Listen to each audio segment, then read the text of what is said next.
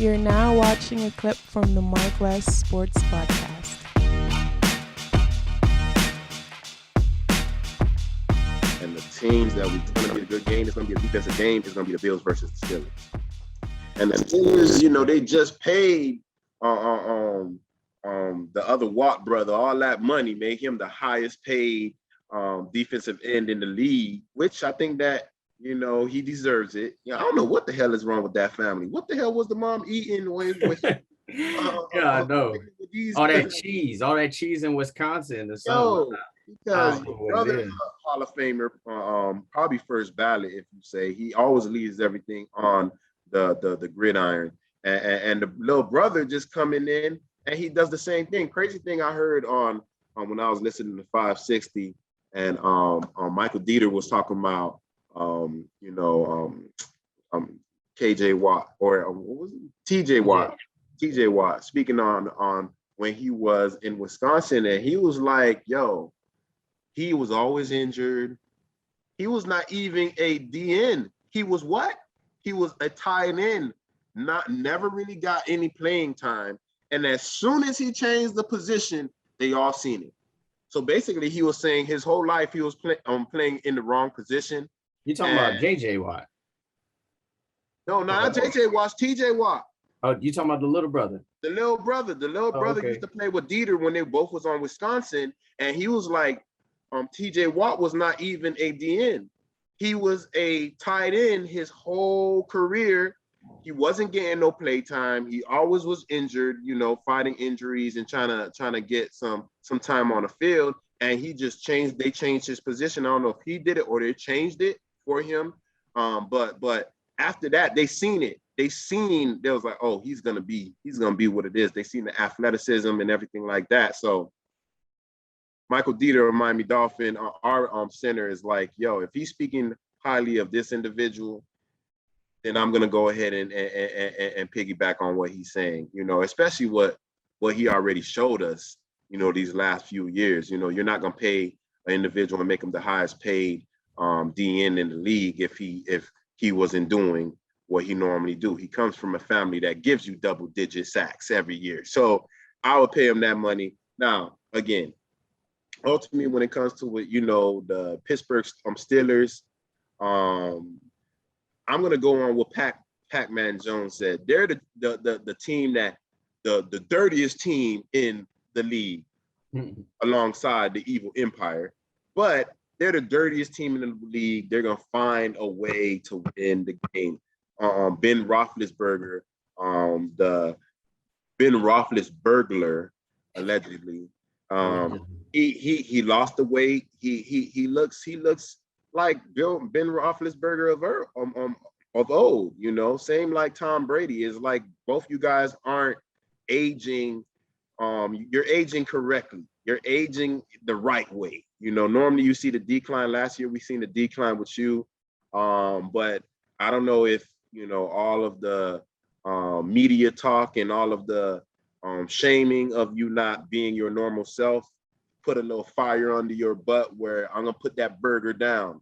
I'm gonna put all this food down because they call you Big Ben for a reason. Right now you don't look like Big Ben. You look decent, but you don't look like Big Ben that we know. So hopefully you losing and shedding that weight, you can still be that same person, because there's a lot of missed tackles that happened because you was Big Ben. Now I don't know if you're gonna stay upright the same way. Same like when Tom Brady, he almost fumbled the ball. They swatted his arm and he kept the ball. I was like, damn, that's supposed to be a fumble. But again, work ethic, and things like that plays a factor. So I don't really think that they're gonna make Josh Allen come and basically show him that we're the new powerhouse. I really feel like they're gonna go ahead and run the ball. They're gonna do their thing. But again, only way I would go with the Bills is if Stephon Diggs have a great game.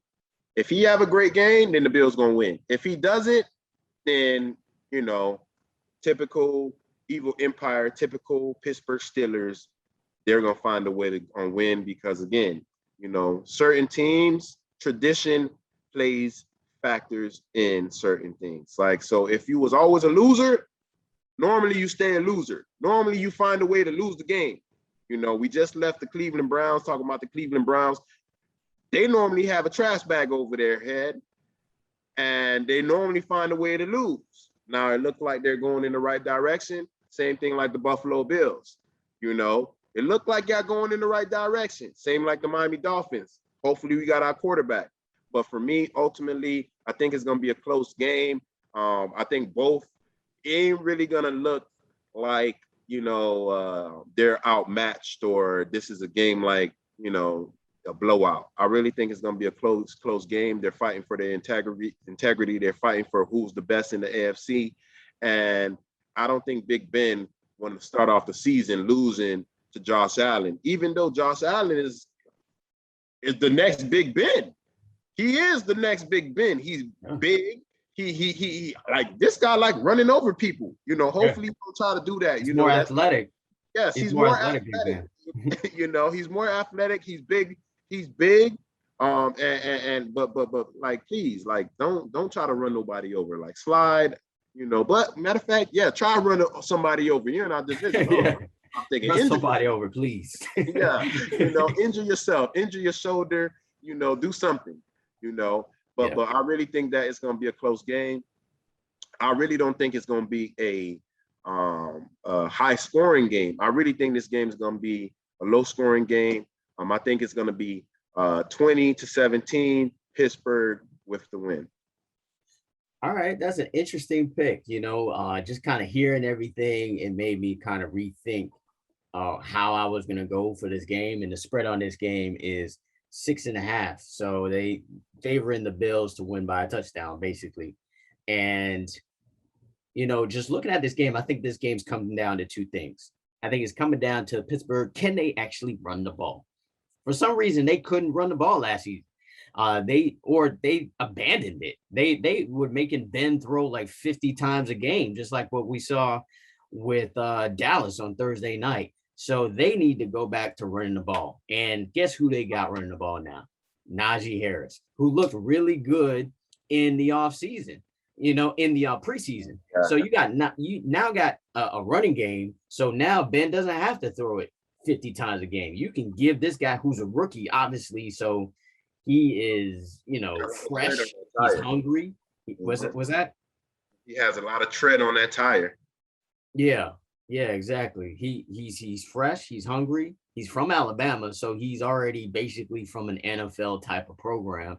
So he's a plug and play type of guy. So if they can run the ball, I agree with you. I think they can beat the Bills because, to be honest, the Bills don't really have a strong running game.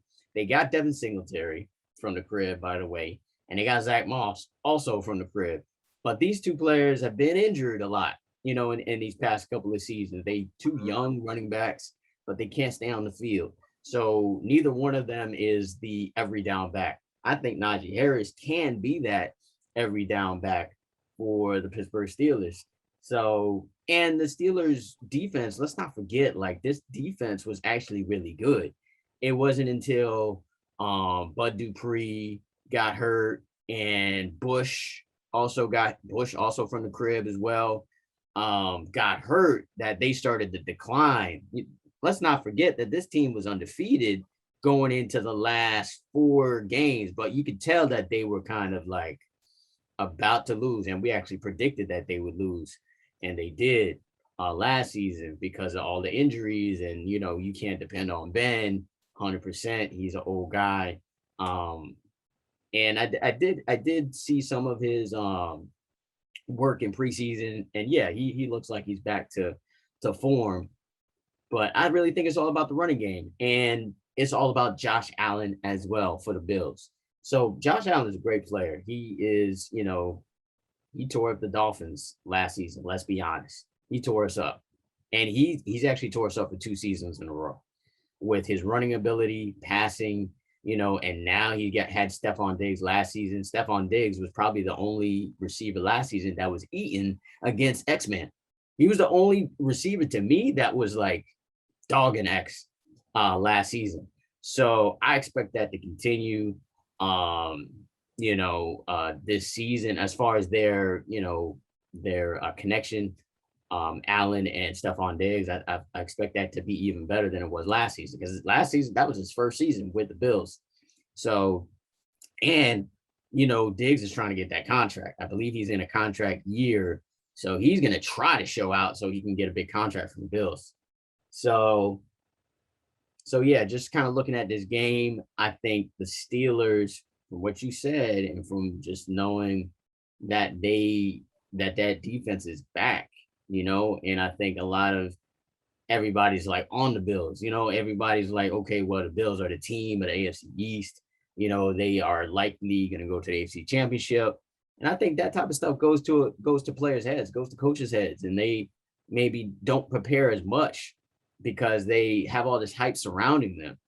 And if you rely on a quarterback to do too much, then likely you're not going to win the game, especially in the NFL. You have to have a balanced team. You can't just have a great quarterback, because if that were the case, then the Baltimore Ravens or the Seattle Seahawks would be in the Super Bowl every year. And they're not, because they're just the quarterback basically for these past couple of seasons. And that it doesn't win you championships. That doesn't win you divisions either. Bills have a great defense too. Now, let's not front. Their defensive backfield is probably one of the best in the league at this point. So I think, they're definitely a legitimate team. I would, most people would say that they're the favorite to win the AFC East again. We'll see how we look first game, and then we can circle back on that question. But I do think Pittsburgh is going to at least make the spread, and they could definitely win this game.